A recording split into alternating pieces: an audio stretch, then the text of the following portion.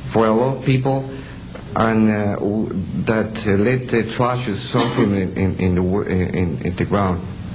Well, next November 24, 1994,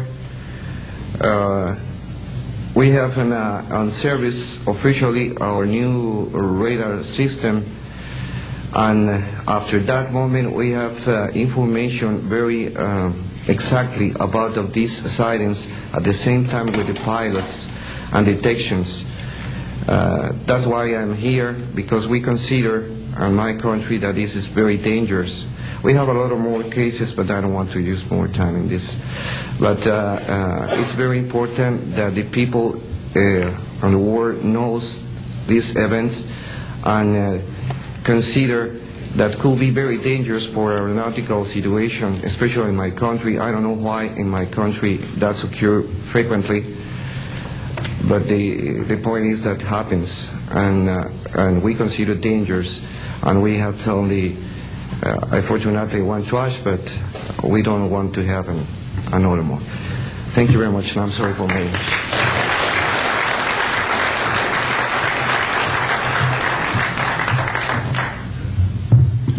My name is Graham Bethune. I'm a retired Navy commander, pilot, had a top secret clearance. 50 years ago, February the 10th, 1951, I was flying from Keflavik, Iceland to Argentia, Newfoundland. It was at night, it was dark. About 300 miles outside of Argentia, I saw a glow on the water, like approaching the city at night. As we approached this glow, it turned to a monstrous circle of white lights on the water. We watched this for a while. The lights went out. There was nothing on the water.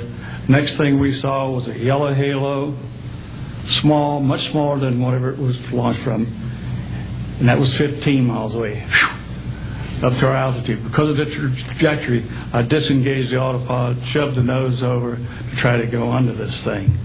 At that time, I heard a noise underneath. I thought maybe it hit us. It was actually some of the crew members ducking, and they collided, and a couple of them were injured. Then it appeared over to the right and moved out slowly and flew with us. It was still not at our altitude, but we could see the shape of it. It had a dome. We could see the coronal discharge. I went back aft to let the other pilot, Al Jones, take my seat to see what the passenger's reaction was. Came back to the cockpit, told him not to report anything, simply because what the psychiatrist had said to me, maybe they would lock us up. So basically, the instruments in the cockpit, we had 4 or 5 failures. In the area of magnetic compass, the electromagnetic effect, in the area of directional finders, and this type of thing. The craft was tracked by radar in excess of 1,800 miles an hour. It never did get to our altitude. We had 31 passengers, plus the psychiatrists and the crew members, that all cited this at different areas.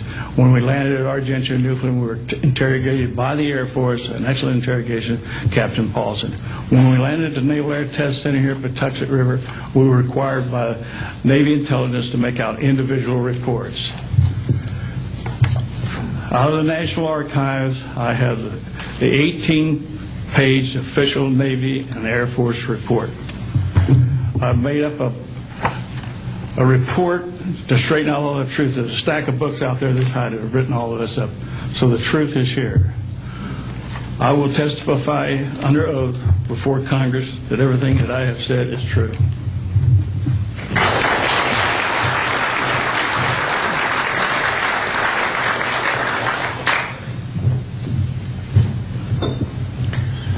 My name is Dan Willis. I was in the United States Navy. I held a top secret crypto level 14 extra sensitive material handling security clearance. I worked in the code room at the Naval Communications Station in San Francisco. In 1969, I received a priority message from a ship near Alaska that was classified as secret. The ship reported emerging out of the ocean near port bow, a brightly glowing reddish-orange elliptical object, approximately 70 feet in diameter, emerged out of the water, shot into space, traveling at about 7,000 miles per hour. This was tracked on ship's radar and substantiated. Years later, I worked at the Naval Electronic Engineering Center in San Diego for 13 years. The co-worker who I worked with worked at the NORAD facility. When he first started working at the facility, he noticed objects going on the screens that track everything out in space and in the air, objects going off the scale, doing right-angle turns. When he inquired, his older supervisor advised him that, quote, it was just a visit from one of our little friends. He thought this was a little unusual.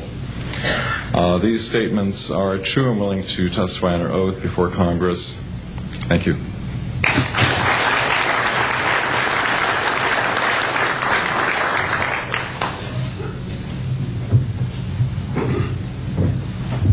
My name is Don Phillips. I was in the United States Air Force and had worked with certain intelligence agencies of the United States government.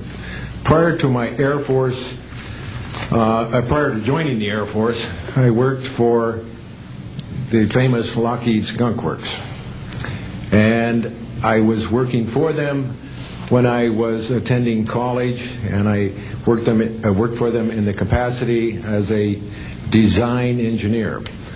It was one of my proudest moments of my life to work with a man by the name of Kelly Johnson. A lot of you might be familiar with that.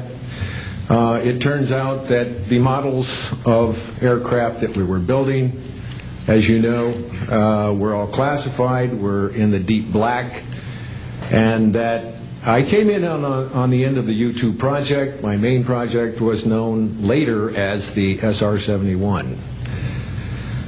The SR-71 had a predecessor. It had a special model built for the CIA, and that those models were one passenger, one pilot special aircraft in order to get from one place to another very, very quickly. Now these SR-71s, as we know them, the Blackbird, are the type of aircraft that are still classified in a sense as far as the altitude that it flies at and also the speed records that it holds. I'm very proud to say that this aircraft played a big part in helping to end the Cold War. The aircraft, the predecessor aircraft, there's strong evidence to suggest that perhaps these aircraft had a different role once in the air. Each pilot, and I know a few of them, each pilot had an assignment before they took off. Okay? They learned about the assignment immediately prior to takeoff, and there's strong evidence to suggest that there was a dual role in that they were monitoring some type of traffic to and from planet Earth. This can be verified at a later point. I'll jump into my military experience. My first field assignment for the United States Air Force was at Las Vegas Air Force Station. And that was my first experience with Las Vegas, and I couldn't understand why people were being so excited about going to a place such as this, but I soon found out about a year later.